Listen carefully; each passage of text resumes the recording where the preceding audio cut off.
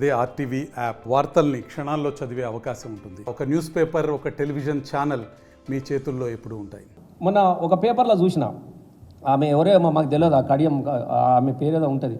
ఆమె ఎందుకని ఎన్నాడు ఆమె తెలంగాణ ఉద్యమంలో చూడలేదు, ఆమె మా బోనం ఎత్తింది లేదు, బొట్టు పెట్టింది లేదు, అసలు ఆమె ఎవరో కూడా తెలియదు మాకు. ఆమె మాట్లాడుతూ ఉన్నది, అసలు ఆమెకు సభ్యత్వం ఉందో కూడా మాకు తెలియదు. ఆమె మాట్లాడుతూ ఉన్నది ఇది ఇట్లాంటి పార్టీ, ఇది అట్లాంటి పార్టీ అని. మరి తండ్రి ఏమో కడియం శ్రీఆర్ గారు గౌరవనీయులు, చాలా పెద్దలు, వారు మేధావులు, వారు ఏం చదివి టీచర్ అయినా నాకు తెలియదు. కానీ నేను మాత్రము హై స్కూల్ హెడ్ మాస్టర్గా పనిచేసిన, ఎంఏ చేసిన, ఎంఫిల్ చేసిన, బీఈడీ చేసిన.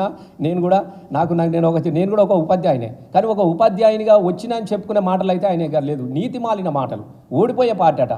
అయ్యా కడియం గారు, ఓడిపోయే పార్టీ కాదు, నేను ఓడించిన పార్టీ సార్, నువ్వు ఎట్లా మర్చిపోతే ఎట్లా? తెలంగాణ కోసము ఆ రోజు రాజయ్య గారు రాజీనామా చేసి బీఆర్ఎస్ పార్టీ తరపున, తెలంగాణ తీసుకొచ్చే పార్టీ తరపున నేను ఉంటా, ఇయ్యని కాంగ్రెస్లో నేను ఉండనని చెప్పేసేసి తెలంగాణను మోసం చేసినటువంటి కాంగ్రెసు, తెలంగాణ బిడ్డలను చంపినటువంటి కాంగ్రెసు, తెలంగాణ ఆగం చేసినటువంటి కాంగ్రెసు, తెలంగాణ ఇత్తనాన్ని ఎగ్గొట్టి పుల్లలను చంపినటువంటి కాంగ్రెస్లో నేను ఉండనని చెప్పేసి ఆయన రాజీనామా చేసి కేసీఆర్ గారి నాయకత్వంలో గులాబీ జెండా పట్టిన రోజున నువ్వు ఎవరి తరపున పోటీ చేసినావు సారు? సిగ్గున్నదా కనీసం ఒక్కసారి నీకు? నేను మహామేధావిని అని చెప్తావు. వయసు అయిపోయింది, ముసలితనానికి ఏమో కుసుమగూడాలు అన్నట్టు ముసలితనానికి మళ్ళీ కొత్త భాష్యంగా కట్టుకుంటా ఉంటున్నావు. మేము ఒకటి నేను అడుగుతా ఉన్నాం ఇవాళ. అట్లాంటి రాజయ్య తెలంగాణ తరపున పోటీ చేసినప్పుడు నువ్వు ఎవరి తరపున పోటీ చేసినావు? తెలంగాణను అడ్డుకున్నటువంటి తెలంగాణ ద్రోహి చంద్రబాబు తరపున. చంద్రబాబు నాయుడు జెండా పట్టుకొని నువ్వు స్టేషన్ గణపూర్లో పోటీ చేస్తే నేను ఓడగొట్టింది గులాబీ జెండా, నేను ఓడగొట్టింది బీఆర్ఎస్ పార్టీ. అట్లాంటి పార్టీని పట్టుకొని ఓడిపోయే పార్టీ అని మాట్లాడతావా?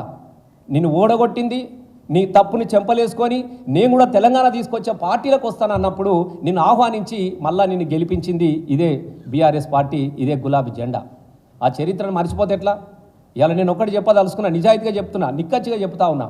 కడియం శ్రీహరి గారు, నువ్వు పోతే పో, నీలాంటి వాళ్ళు వందలు పుట్టుకొస్తారు. మేము ఒకటే చెప్తా ఉన్నాం, బీఆర్ఎస్ పార్టీ ఎంతమందిని చూడలేదు, ఎంతమంది వెళ్ళిపోయిన వాళ్ళని చూడలేదు. ఇట్లా గెలవంగానే అసెంబ్లీలో సంతకం పెట్టి ఇట్లా వెళ్ళిపోయిన వాళ్ళని కూడా చూసింది.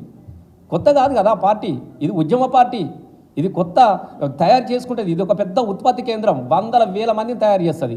తెలంగాణ రాష్ట్రాన్ని సాధించినటువంటి పార్టీ, తెలంగాణలో నాలాంటి కళాకారులను, అలాగే విద్యార్థులను అనేక మందిని రాజకీయాల్లోకి తీసుకొచ్చి వాళ్ళను రాజకీయంగా వాళ్ళని నిలబెట్టి ప్రజల్లో నిలబెట్టినటువంటి పార్టీ. ఇలా అట్లాంటి పార్టీని పట్టుకొని నేను ఓడిపోయే పార్టీలో మరి ఓడున్నమన్నాడు రాజీనామా చేయి వెంటనే. నేను చెప్తున్నావు కదా, నీకు దమ్ము ధైర్యం ఉంటే ఓడిపోయే పార్టీ అన్నావు కాబట్టి నువ్వు వెంటనే నీ ఎమ్మెల్యే పదవికి రాజీనామా చేయి. ఓడిపోయే పార్టీ ఏదో గెలిచే పార్టీ ఏదో గప్పుడు తెలుసుకుందాం, మనం పార్టీ నుంచే నిలబెట్టుకుందాం.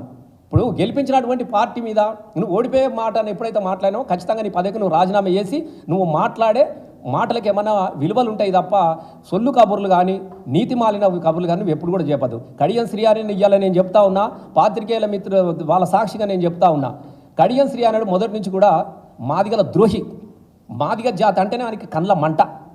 మేము మంచిగా ఉన్నాం, మా బీఆర్ఎస్ పార్టీలో మేము మంచిగా ఉన్నాం, చాలా గొప్పగా బతికినాం. అనేక మంది మాదిగలకు కూడా చాలా అవకాశాలు వచ్చినాయి.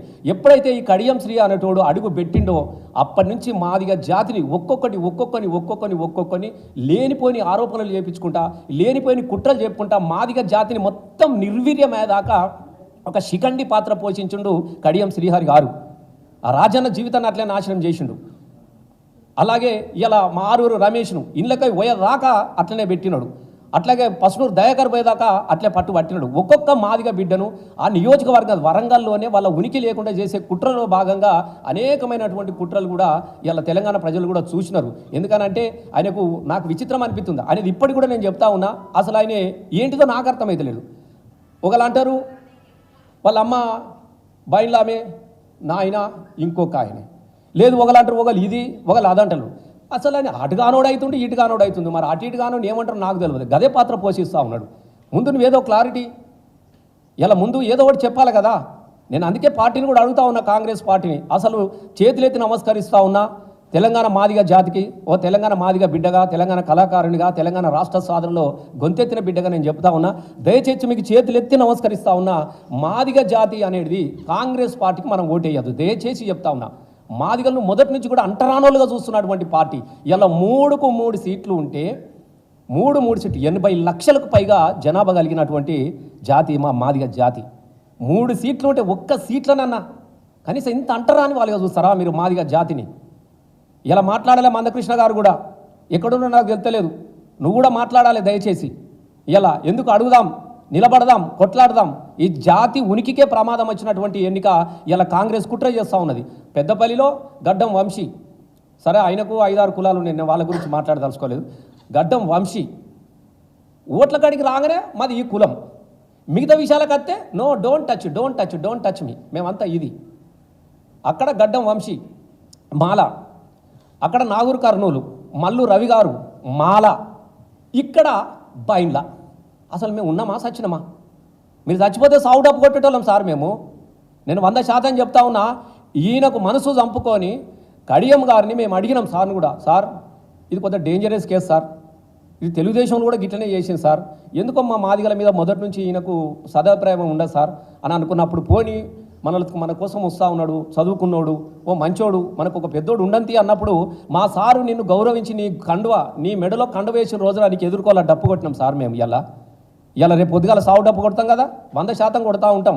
రేపు కాంగ్రెస్ ఇండ్ల ముంగట ఖచ్చితంగా మాదిగలకు కనుక సీటు కేటాయించకపోతే ఖచ్చితంగా మాదిగలందరూ కూడా మీకు సావు డప్పులు కొడతారు, మీకు సావు డప్పులు కొడతారు. గతంలో మా ఊళ్ళకు రావద్దు కాంగ్రెస్ వాళ్ళని ఎట్లయితే పెట్టిరో, మాదిగల ద్రోహులు, కాంగ్రెస్ పార్టీ మాదిగ ద్రోహుల పార్టీ కాబట్టి మా ఊళ్ళకు రావద్దని చెప్పేసి ఊరూరా మళ్ళీ మీకు ఫ్లెక్స్లు కట్టి మీకు సావు డప్పులు కొట్టే రోజులు వస్తాయి ఖచ్చితంగా అని చెప్పేసి మేము హెచ్చరిస్తూ ఉన్నాం.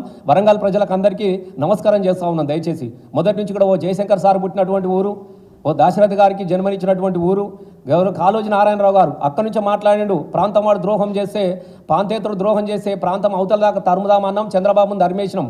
ప్రాంతం వాడు ద్రోహం చేస్తే ప్రాంతంలోనే పాతి పెడదామన్నటువంటి ఈ ద్రోహికి ఖచ్చితంగా వరంగల్ పార్లమెంట్ సభలో ఖచ్చితంగా కడియం శ్రీహరికి పాతర వెడతాం, ఖచ్చితంగా పండ వెడతాం, పాడ కడతాం, డప్పుల సావు డప్పు కొడతాం. మరిన్ని వీడియోస్ కోసం ఛానల్ ని సబ్స్క్రైబ్ చేయండి, లేటెస్ట్ అప్డేట్స్ కోసం వాట్సాప్ ఛానల్ ని ఫాలో చేయండి, అండ్ లింక్ డిస్క్రిప్షన్ లో ఉంది.